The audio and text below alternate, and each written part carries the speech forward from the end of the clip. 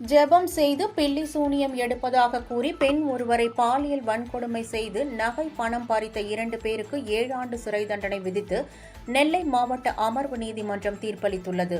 கடந்த 2016ஆம் ஆண்டு நெல்லை சங்கர் நகர் பகுதியைச் சேர்ந்த பெண் ஒருவரிடம் தூத்துக்குடி மாவட்டம் கோவில்பட்டி பசுவந்தனையைச் சேர்ந்த ஜோஷ்வா இமானுவேல், விருதுநகர் மாவட்டம் சாத்தூரைச் சேர்ந்த வினோத்குமார் ஆகிய இருவரும் சேர்ந்து ஜெபம் செய்து பில்லி சூனியம் அகற்றுவதாக கூறி பாலியல் உறவு கொண்டனர். அதனை செல்போனில் பதிவு செய்து அந்த பெண்ணை மிரட்டி நகை மற்றும் பணத்தை பறித்துள்ளனர். இதுகுறித்து பாதிக்கப்பட்ட பெண் அளித்த புகாரின் பேரில் தாழையூத்து காவல்துறையினர் வழக்கு பதிவு செய்து ஜோஷ்வா இமானுவேல், வினோத்குமார் ஆகிய இருவரையும் கைது செய்து சிறையில் அடைத்தனர். இவ்வழக்கு நெல்லை மகிழா நீதிமன்றத்தில் நடைபெற்று வந்தது. இதில் விசாரணை நிறைவடைந்ததை அடுத்து தீர்ப்பு அளித்த நீதிபதி பன்னீர்செல்வம் ஜோஷ்வா இமானுவேல், வினோத்குமார் ஆகிய இருவருக்கும் தலா 7 ஆண்டு சிறை தண்டனையும் தலா 50,000 அபராதமும் விதித்து உத்தரவிட்டார்.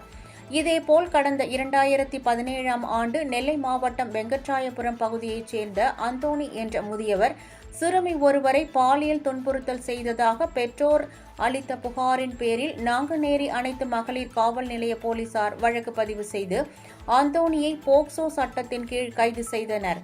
இவ்வழக்கை விசாரித்த திருநெல்வேலி மாவட்ட போக்சோ நீதிமன்ற நீதிபதி சுரேஷ்குமார் குற்றவாளி அந்தோணிக்கு 32 ஆண்டுகள் சிறை தண்டனையும் 5,000 ரூபாய் அபராதமும் விதித்து தீர்ப்பளித்தார்.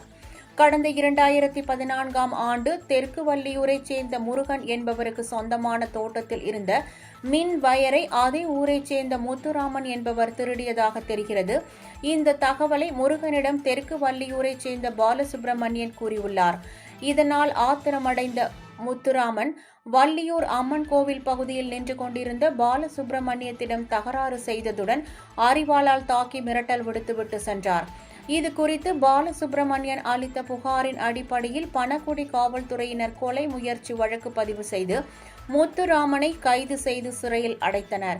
இவ்வழக்கு விசாரணை வள்ளியூர் சார்பு நீதிமன்றத்தில் நடந்த நிலையில் நீதிபதி பர்ஷத் பேகம் முத்துராமனுக்கு 17 ஆண்டு சிறை தண்டனை விதித்து தீர்ப்பளித்தார்.